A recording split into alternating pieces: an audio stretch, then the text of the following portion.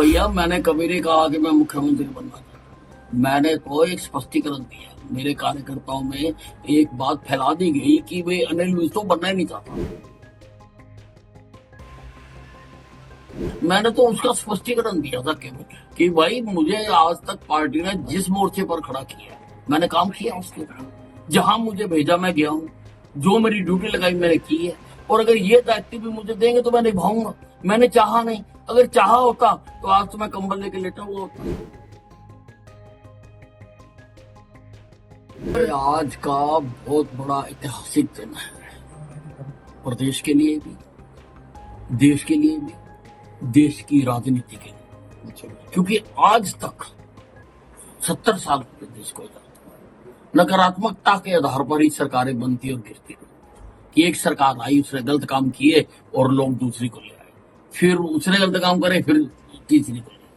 पहली बार है कि सकारात्मकता के आधार पर सरकार तीसरी बार भारतीय जनता पार्टी की प्रदेश में बनी। ये बहुत बड़ी बात है सारे देश के लिए और देश की राजनीति के लिए।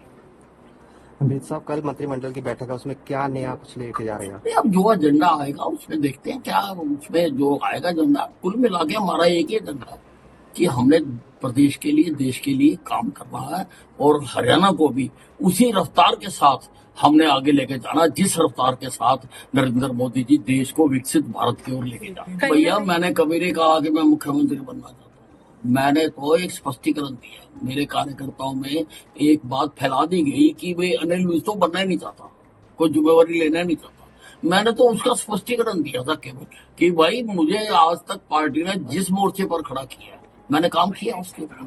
जहां मुझे भेजा मैं गया हूं, जो मेरी ड्यूटी लगाई मैंने की है, और अगर ये दायित्व भी मुझे देंगे तो मैं निभाऊंगा।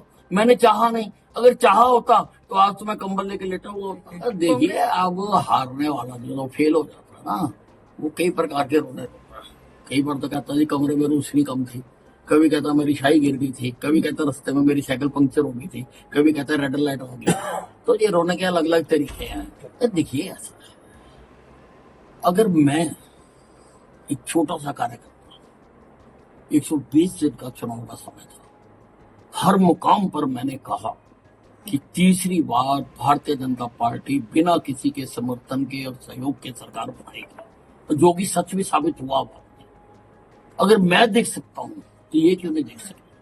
क्योंकि ये जनता में रहते ही नहीं, हम जनता में रहते हैं। हमें जनता की नब्ज देखनी आती है, और इनको जनता की नब्ज नहीं पता।